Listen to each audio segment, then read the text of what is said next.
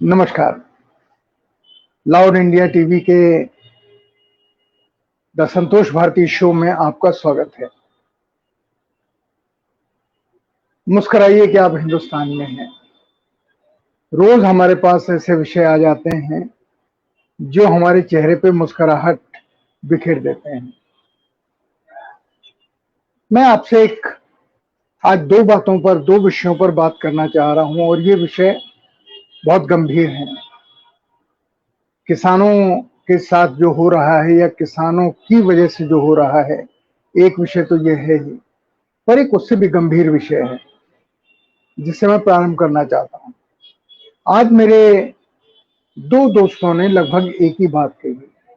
उन्होंने ये कहा कि अब हमें अपना जीवन या अपने समाज की या अपने सरकार की कैसी कल्पना करनी चाहिए, उसके बारे में थोड़ा देश के लोगों से बात होनी चाहिए ताकि आप भी अपना रुख तय कर सकें और देश के लोग भी तय कर सकें कि उन्हें क्या करना है। मैंने पूछा इसका मतलब क्या है? उनका इसका मतलब ये है कि क्या हम ये माने कि जो सरकार कह रही है वही सही है, क्योंकि और तो कोई कुछ कह नहीं रहा है, विपक्ष के लोग खामोश हैं, जब बोलते हैं तो मजाक उड़ जाता है उनके बोलने का। तो सरकार जो कह रही है वो अगर सच है और हम उसके ऊपर भरोसा करें तो हमें ये मानना चाहिए कि इस देश में एक नई राजनीति का आविर्भाव हो चुका है, एक नई राजनीति शुरू हो चुकी है, एक नए ढंग से सोचने का तरीका शुरू हो चुका है। जैसे नई आर्थिक नीतियां जिसके ऊपर हम लोग कभी बात नहीं करते हैं, ये भी हम लोग एक दो दिन में करनी चाहिए। आपको भी सोचना चाहिए कि एक नया इकोनॉमिक वर्ल्ड ऑर्डर खड़ा हो रहा है जिसमें हिंदुस्तान भी शामिल है और दुनिया के सारे बड़े देश उसमें शामिल हैं। वो सब मिलकर के एक ऐसी अर्थव्यवस्था बना रहे हैं जिस अर्थव्यवस्था में बहुत लोगों को फायदा नहीं है, बहुत लोग काम करने वाले होंगे और कुछ लोगों को उसका फायदा होगा, क्योंकि अब ये सोच है कि इनको फायदा देने का कोई मतलब नहीं है, इनकी जिंदगी ऐसी ही चलने वाली है। फायदा उन्हें मिलना चाहिए जो इन लोगों को रोजगार दे सकते हैं, जो इनके लिए कुछ कर सकते हैं और इन्हें भूखा मरने से बचा सकते हैं। इसके विषय में हम जब बातचीत करते हैं तो मैं आपसे जानना चाह रहा हूं कि बुनियादी तौर पर राजनेताओं को क्या करना चाहिए। क्या आपके मन में कोई सलाह है? क्या राजनेताओं को इस सवाल के ऊपर अपना मुंह खोलना चाहिए कि उन्हें बोलने की आजादी है? क्या उन्हें इस बात के ऊपर अपनी राय देनी चाहिए कि असहमति की आवाज लोकतंत्र में आवश्यक है, या एक नया नैरेटिव शुरू हुआ है कि असहमति की आवाज की लोकतंत्र में कोई जरूरत नहीं है? असहमति से, वाद विवाद से, चर्चा से विकास अवरुद्ध हो जाता है, विकास होता नहीं है। अधिकारी या विकास के कामों में लगी हुई पूरी ब्यूरोक्रेसी सोचती है कि दूसरी सरकार आएगी तो हमें कहीं सजा न दे दे, इसलिए वो वर्तमान सरकार की बात मानती नहीं है और कुछ काम करती नहीं है, जिससे विकास का पूरा चक्र रुक जाता है। क्या ये सही है? और अगर ये सही है तो सिर्फ विपक्ष को ही क्यों, बुद्धिजीवियों को क्यों नहीं, पत्रकारों को क्यों नहीं, चैनल के एंकर्स को क्यों नहीं? न्यूज बनाने वाले और न्यूज छापने वाले न्यूज की जिम्मेदारी तो लेते नहीं हैं। उन्हें किसी चीज की भी समझ या सीख देने की आवश्यकता नहीं है। ये मान लेना चाहिए कि वो जो करते हैं बिल्कुल सही करते हैं, आपके हित में करते हैं। आप उनके ऊपर अविश्वास करते हैं, ये आप गलत करते हैं। जब उन दो मित्रों ने मुझे लगभग एक ही सी बात 1 घंटे के अंतर पे कही तो मैंने एक से पूछ लिया कि आप दोनों के बीच में कोई बातचीत हुई है क्या? उन्होंने कहा कि नहीं। हमारे मन में ये संशय है और ये संशय लोगों के मन में भी है बहुत ज्यादा कि क्या हमारे कहने से, करने से, बोलने से, अपना दर्द कहने से उसका कोई हल कभी निकलेगा या उसका मजाक उड़ेगा? मैंने पूछा ये क्यों कह रहे हैं? कह रहे हैं आज तो जो सिस्टम में लोग हैं वो उसका मजाक उड़ा रहे हैं। तो उन्होंने मुझे कहा कि आपकी क्या राय है? मैंने उनको कोई राय नहीं दी। मैं आज इस बहस को आपके सामने रख रहा हूं कि आप ये बताइए कि इस समय देश में जो ये नई नई धाराएं चल रही हैं, नई नई बातें आ रही हैं कि देश में नेता होना चाहिए, एक दल होना चाहिए, जिसमें नेता एक नहीं होगा। लोकतंत्र तो कहता है कि बहुत सारे नेता होने चाहिए, उनमें सहमति होनी चाहिए, बहस होनी चाहिए, वाद विवाद होनी चाहिए, और फिर जो तय हो सर्वसम्मति से वो निकल के आना चाहिए। पर अब लोकतंत्र की ये परिभाषा बदल रही है। आप किस परिभाषा को सही मानते हैं? अगर आप इसमें अपनी राय देंगे, और मैं इसको अगले 2-3 दिनों तक आपसे ये सवाल पूछूंगा कि आप इसलिए बताइए क्योंकि बहुत सारे लोग ऐसे हैं जो अभी पुराने तरीके पे चलते हैं, जो लोकतंत्र की पुरानी परिभाषा को सही मानते हैं, जो देश के विकास के लिए लोकतंत्र को सही मानते हैं और उदाहरण देते हैं उन देशों का जहां पर तानाशाही है, जहां बोलने की आजादी नहीं है। वहां के बारे में एक तर्क है कि वहां सिर्फ जहां बोलने की आजादी होती है वहां कुछ और काम नहीं होता है, वहां सिर्फ झगड़ा होता है। तो सत्य क्या है?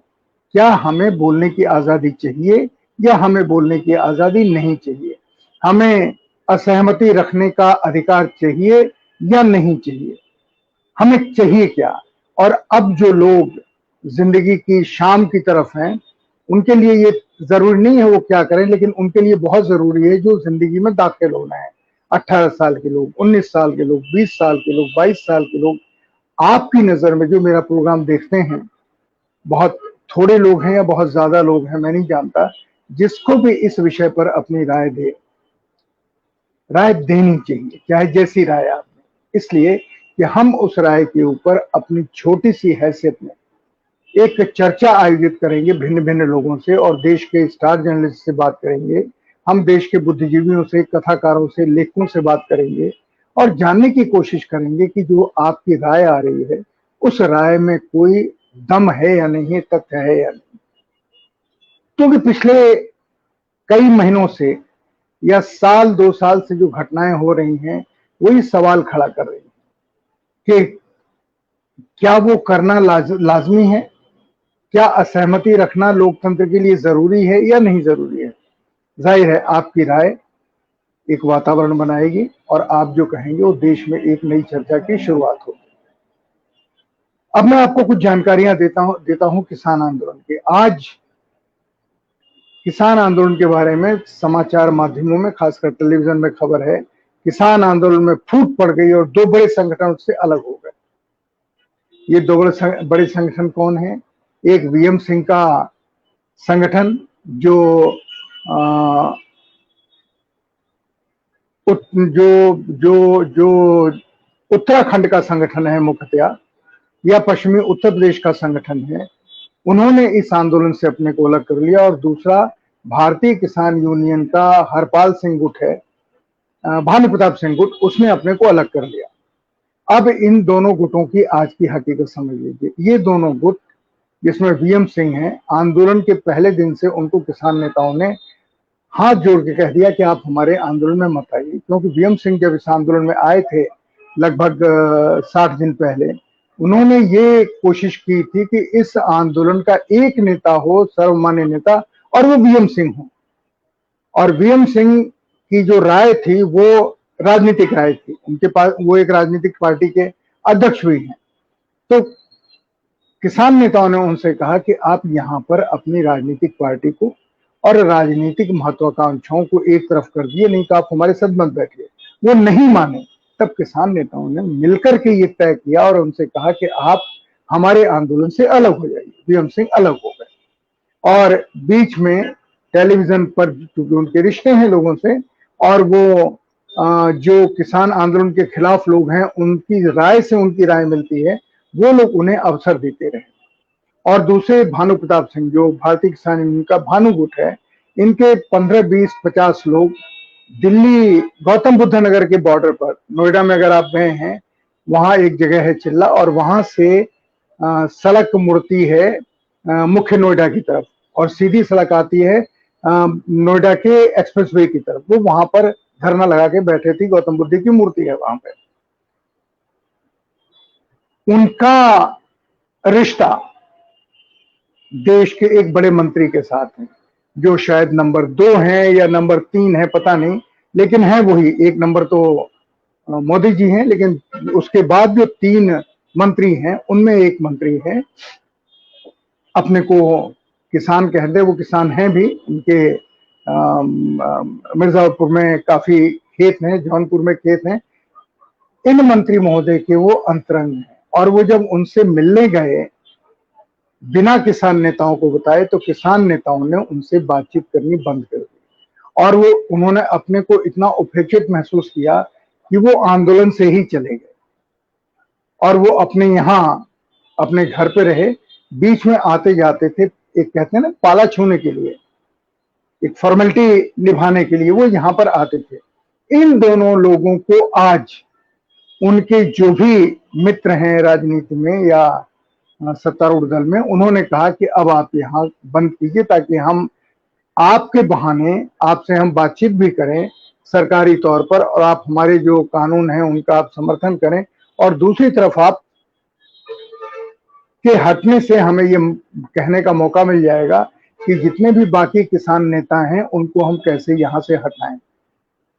तो आज एक चीज और हुई जिसका जिसका जिसका उदाहरण मैं दे रहा हूं, जो पहले सवाल से जुड़ता है, वो ये कि जिनके बारे में सबूत हैं, जिनके बारे में वीडियो सबूत हैं, जिनकी लगातार अपीलें आई हैं, जिनके नेतृत्व में कहीं कोई हिंसा नहीं हुई, उन्हीं किसान नेताओं को जो अहिंसा की बात करते थे, लोगों से शांत होने की अपील करते थे और उस गुट को एक किनारे कर चुके थे और पुलिस से कह चुके थे कि ये लोग हमारी बात नहीं मान रहे हैं, क्योंकि ये ऑन रिकॉर्ड है। 2 दिन से वो प्रेस कॉन्फ्रेंस कर रहे थे और टेलीविजन के जो बड़े बड़े चैनल हैं वो लोग उनकी प्रेस कॉन्फ्रेंस को दिखा चुके थे, जिसमें इन लोगों ने कहा था कि हम संयुक्त किसान समिति के संयोजन समिति के निर्णयों को नहीं मानते, हम उस रूट पे नहीं जाएंगे जिस रूट को इन किसान नेताओं ने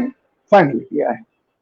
वो उनके साथ बैठे भी नहीं थे। मैं आपको 2 बार बता चुका हूं, आज दिन में भी बता चुका हूं कि जो संयुक्त किसान समिति का टेंट था या वो जहां किसान हैं लगभग 5-6 लाख, उससे दूर इन्होंने अपना मंच बनाया था, वहीं उनके टेंट पे लोग रहते थे और वो इनके साथ नहीं शामिल होते थे इनके किसी फैसले में, जो किसानों का बड़ा जमावड़ा था।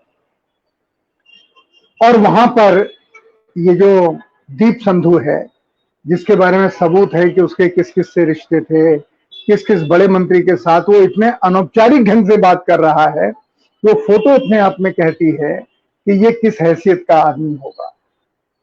उस आदमी के सारे सबूत हैं, वो हर टेलीविजन चैनल के पास सबूत हैं कि लाल किले में लोग कैसे गए, किसने उनको चलने के लिए कहा और कौन लाल किले के अंदर उन्हें ले गया, लाल किले के दरवाजे कैसे खुल गए।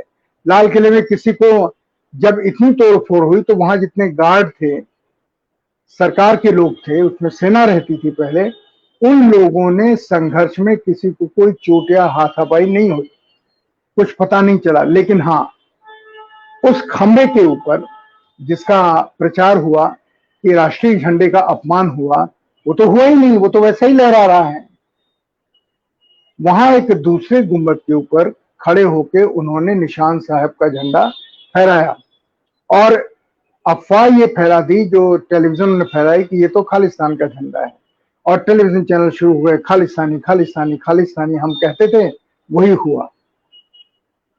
जब इतने बड़े साधन हैं, सैटेलाइट आपके पास है, ड्रोन से आप निगरानी कर रहे हैं, किसानों के एक एक आदमी के पीछे आपने 20-20 कैमरे लगा रखे थे। दिल्ली पुलिस ने जितने फ्रीलांस कैमरामैन हैं उनकी सेवाएं ली थी, वो एक एक नेता के पीछे एक एक जगह पर वीडियोग्राफी कर रहे थे। उन सब में देख के ये साफ लगता है कि कौन आगे था, कौन दंगा कर रहा था, कौन लाल किले में घुस रहा था, कौन उस खंबे के ऊपर घुस रहा था जिसने वो उस खाली गुंबद के ऊपर उसने झंडा फहराया, निशान साहब का या सरदारों का, सिखों का झंडा जिसको कहते हैं। क्योंकि उसी झंडे को तो आज मैंने एक फोटो देखा, हमारे प्रधानमंत्री जी, वो झंडा था या कपड़ा था या बड़ा रुमाल था, वो अपने पूरे सर पे लपेटे हुए हैं। उन्होंने इसकी इतनी इज्जत की, उसको फहराया, उसको खालिस्तानी, हमारे महान टीवी चैनलों के एंकरों ने उसको खालिस्तानी कहना शुरू कर दिया। बहरहाल बहुत सारे वीडियो ऐसे आए हैं जिसमें हिंसा कौन कर रहा है ये दिखाई दे रहा है, लेकिन ये झूठ कि किसान आंदोलन में फूट पड़ गई है। किसान, मुझे जो खबर आई है वो ये गलत है, कोई फूट नहीं पड़ी है। हाँ, सरकार इनके ऊपर एक्शन लेने की अवश्य योजना बना रही है। एफआईआर इसीलिए लिखाई गई है कि इन 40-42 लोगों को जिनके खिलाफ एफआईआर है, इन्हें अरेस्ट करके जेल में डाल दिया जाए।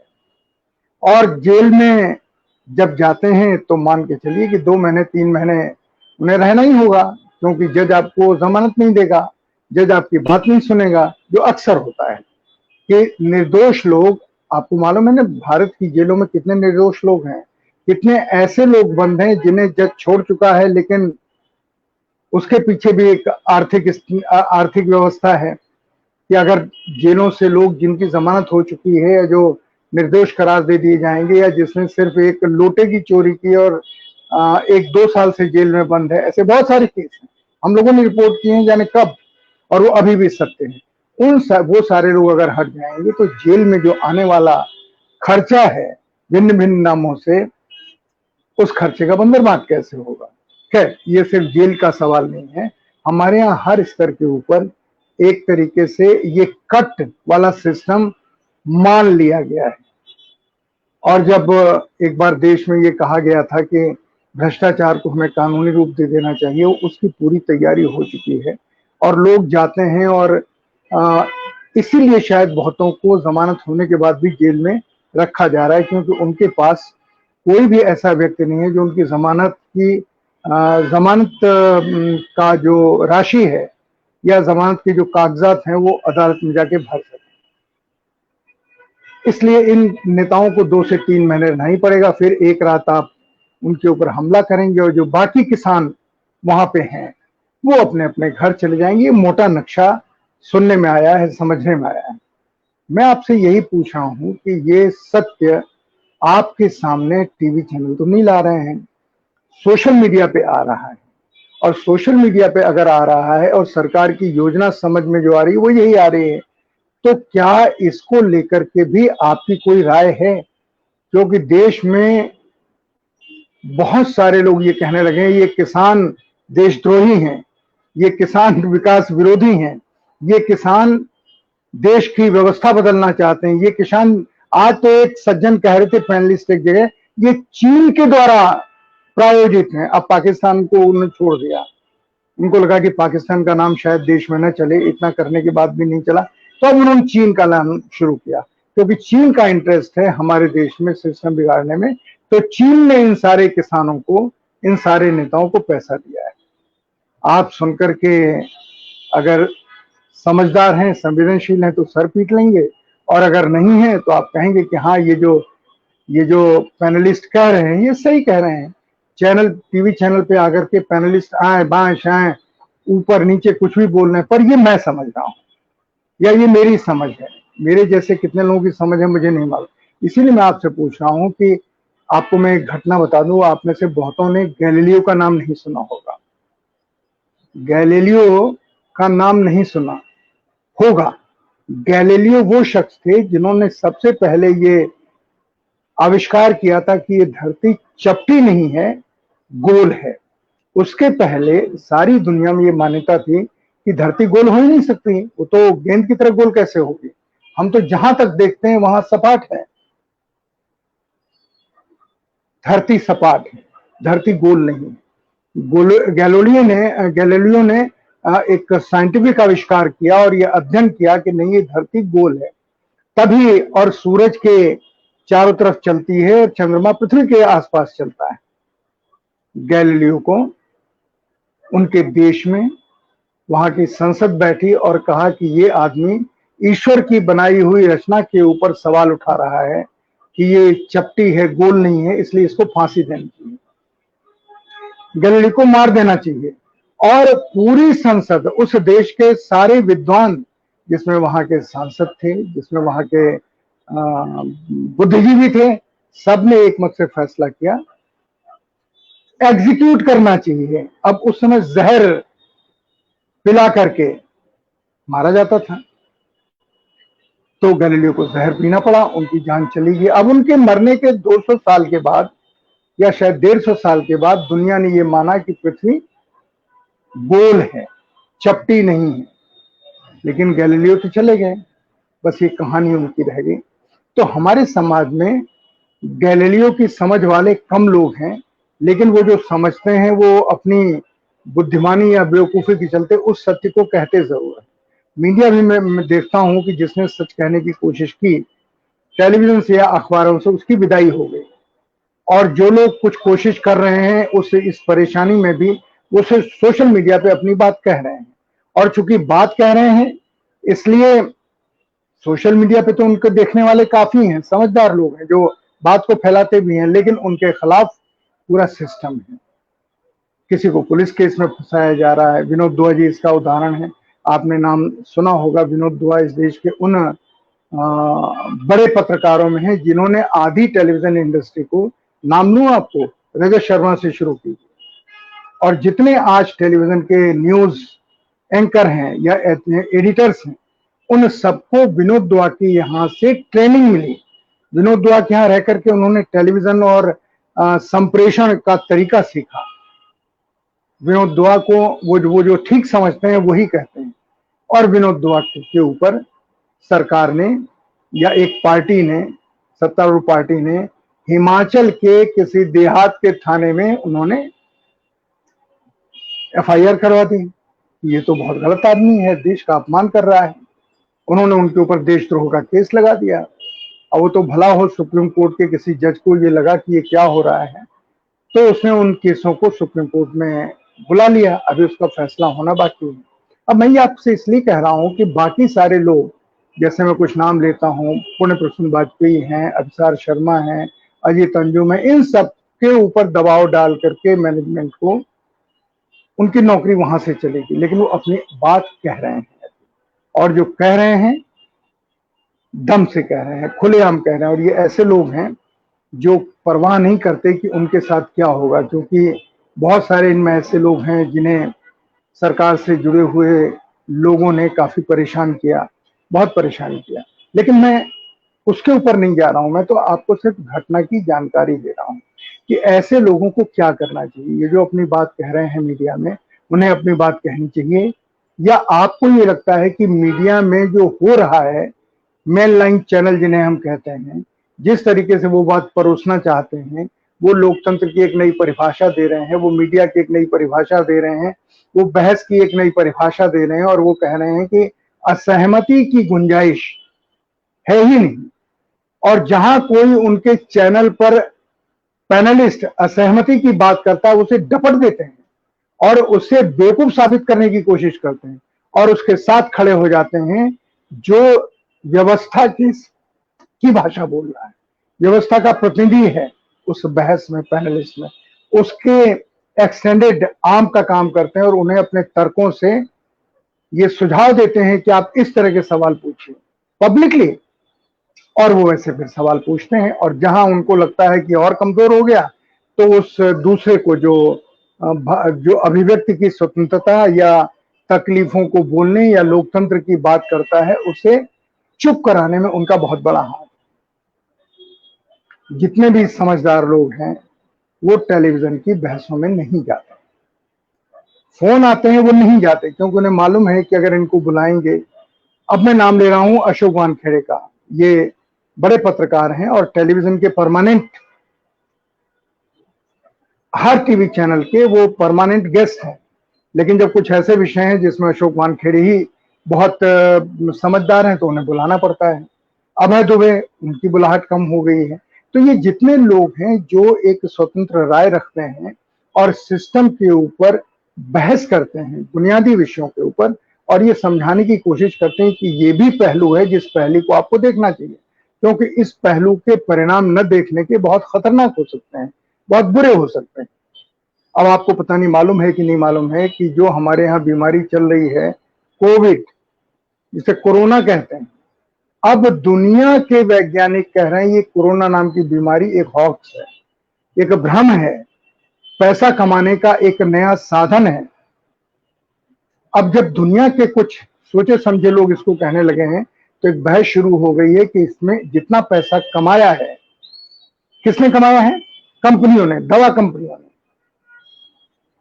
वो दवा कंपनियां सही बना रही हैं, गलत बना रही हैं, क्या कर रही हैं, इस बहस को लेकर के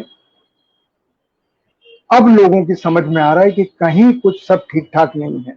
जो वैज्ञानिक कह रहे हैं, जो दवा कंपनियां कह रही हैं, और दवा कंपनियां इतना पैसा देती हैं लैब को। पहले तो ये था कि हर लैब को इशारा था कि सबको कोविड बताओ, फिर हुआ अब कोविड मत बताओ। और ये किसने कहा? उन लोगों ने कहा जिनको मैं जानता हूं। बहरहाल मैं उसके ऊपर जोर नहीं देता, आपकी मर्जी है, आप पढ़ें दुनिया के बहसों को। मुझे नॉर्वे से लोगों ने कहा, जिसमें MS वर्मा शामिल हैं, भारतीय संघ के अध्यक्ष रहे हैं वहां पे, वहां के सांसद भी रहे हैं। उन्होंने कहा कि ये जो बन रही है वैक्सीन विदेशों में या इंडिया में, उनका कहना है कि हमारे यहाँ नॉर्वे में ये खबर है कि इस वैक्सीन में आदमी को नपुंसक बनाने का तत्व मिला हुआ है। यानी आप अगर उस वैक्सीन को लगाएंगे तो आपके संतान नहीं पैदा होगी। क्योंकि उन्होंने कहा कि सारी दुनिया में जिसके नेता हैं, बिल गेट्स, बड़ा भारी नाम है, उनकी ये थ्योरी है और उनकी जैसे बहुत सारे लोगों की थ्योरी है कि दुनिया में आबादी कम करने का एक ही तरीका है कि अगले 10 साल में दुनिया में बच्चे कम पैदा हों। और वहां तो बिल्कुल नहीं हो जहां गरीबी है, जैसे अफ्रीका है, जैसे मुस्लिम कंट्रीज हैं, वहां पर वो फ्री दे रहे हैं वैक्सीन। इसको लगाने के बाद हमारे देश में भी बिल गेट्स और उनकी पत्नी मिलिंडा गेट्स फाउंडेशन एक है, उसने यहाँ पर हमारे देश में आज से 12 साल पहले या 10 साल पहले एक वैक्सीनेशन का बड़ा प्रोग्राम बनाया सरकार की मदद से, जिसमें गरीब मजदूर औरतों को ताकत देने के लिए, उनकी क्षमता बढ़ाने के लिए एक इंजेक्शन लगाना शुरू हुआ जो फ्री था। बाद में पता चला कि वो तो उन जिनको लग रहा है उनके गर्भ ही नहीं धारण हो रहा है। और इस चीज को हमने अपने अखबार चौथी दुनिया में छापा, और जिसमें बिल और मिलिंडा गेट्स ने हमको चैलेंज किया, हमने उसे साबित किया, उसके बाद वो खामोश हो गए। इतनी बड़ी कॉन्स्पिरेसी सारी दुनिया में चल रही है। बहरहाल ये मैंने आपको जानकारी दी, इसके ऊपर कभी फिर बहस करेंगे। लेकिन जो नई अर्थव्यवस्था बनाई जा रही है, उस अर्थव्यवस्था में चाहे वो कोरोना की साजिश हो या कोरोना से ये कहा जा रहा है कि ये अपने रूप बदल करके और खतरनाक रूप में सामने आ रहा है, मैं आपसे जानना चाह रहा हूं, क्या ये विषय उठाने लायक हैं? क्या ये विषय सवाल करने लायक हैं? क्या ये विषय ये चर्चा करने लायक हैं कि हमारी सरकार में भी सामूहिक चर्चा हो किसी भी विषय को तय करने की? क्या राजनीतिक दलों में लोकतंत्र होना चाहिए कि नहीं होना चाहिए? राजनीति में सब बड़े लोगों के बेटे ही आएंगे, जिसका शिकार अब भारतीय जनता पार्टी भी है। आप कहिए तो मैं आपको करीब 40 नेताओं के नाम और उनके पुत्रों के बता दूं जो राजनीति में आए हैं, लेकिन वंशवाद का विरोध कहने को हो रहा है, करने में नहीं हो रहा है। जो राजनीति में आए, किसी का भी बेटा हो, अपनी संघर्ष से आए, लोगों के बीच सेवा करके आए, ये एक आम मान्यता थी। लेकिन अब ये मान्यता नहीं। आपके लिए किसी भी मंत्री का या नेता का, चाहे आप अपोजिशन में हो या सरकारी पार्टी में हो, बेटा या बेटी या दामाद होना या पत्नी होना ही एक बुनियादी गुण है। बस वही चाहिए और कुछ नहीं चाहिए। मैं आपसे ये सारे सवाल इसलिए पूछ रहा हूं, ये सवाल उठाने लायक है या नहीं, और किसानों का मसला सवाल करने लायक है या नहीं, या किसान सचमुच हठधर्मिता कर रहे हैं। वो ये उन्हें ये खामोखा का डर है कि उनकी जमीन कॉर्पोरेट के हाथ चली जाएगी। उन्हें ये खामोखा का डर है कि ये जो होर्डिंग को लेके, जमाखोरी को लेके कानून बना था, जिसे सरकार ने खत्म कर दिया है, इस जमाखोरी की वजह से हमारे देश में गरीब भूखों मर जाएंगे और अन्न का सारा होलसेल का व्यापार और खुदरा व्यापार अमीरों के हाथ में चला जाएगा, बड़े पूंजीपतियों के हाथ में चलेगा। क्या ये सवाल बात करने योग्य है भी या नहीं? मैं उस लोकतंत्र में भरोसा करता हूं जहां पर लोगों से बातचीत करके उनकी सलाह लेनी चाहिए कि हम किस चीज का रिसर्च, किस चीज की जानकारी आपके सामने रखें ताकि आपको सोचने समझने में मदद मिले। इसलिए इन दो विषयों को आज आपके सामने रख करके संतोष भारती शो समाप्त करने की आपसे हम इजाजत चाहते हैं, और ये प्रार्थना जरूर करते हैं कि जो मैंने दोनों विषय आपसे कहे, एक तो मुख्य चर्चा और बातचीत का क्या रुख होना चाहिए, क्या उसके तर्क होने चाहिए, करनी चाहिए भी कि नहीं करनी चाहिए, आपको इन्वॉल्व करना चाहिए कि नहीं करना चाहिए, इस पे आपकी मदद चाहिए। और किसान आंदोलन के बारे में जरूर सोचिए कि सरकार सही कह रही है या किसान सही कह रहे हैं। और वो इसलिए क्योंकि जब देखते हैं कि जिन्होंने लाल किले में घुसे, जिन्होंने तोड़फोड़ की, जो जुलूस में नहीं गए, उन्होंने अलग जुलूस निकाला, उनको परमिशन कैसे मिल गई कि पुलिस हेडक्वार्टर के सामने से होते हुए आप लाल किले पहुंच गए, जबकि हर जगह पुलिस के बैरिकेड लगे थे, पुलिस लगी, वो कैसे पहुंच गए, कौन उसके पीछे है, लाल किले के दरवाजे किसने खोले, जो मैं सवाल लगातार उठा रहा हूं। इन सारे सवालों पर अपनी राय जरूर दीजिए। ये किसान आपके परिवार के लोग हैं, और जो किसानों के ऊपर जो हमला कर रहे हैं वो भी आपके परिवारों के लोग हैं। तो आपको तय करना है कि आपको प्रहलाद का रोल निभाना है या आपको ऐसे व्यक्ति का रोल निभाना है जिसका पिता भी जालिम था और आप भी जालिम। बस इतना कह के मैं आपसे विदा लेता हूं, और आखिर में आपसे कहता हूं कि सब कुछ के बावजूद मुस्कुराना एक बड़ी नियामत है। मुस्कुराइए। सवेरे उठकर जो पहले 10 या 12 लोग मिले, उनका स्वागत मुस्कुराहट के साथ कीजिए। आप देखिए आपका मन प्रफुल्लित होगा। मैं आपसे विदा लेता हूँ। संतोष भारती शो समाप्त करता हूँ। नमस्कार। जय हिंद।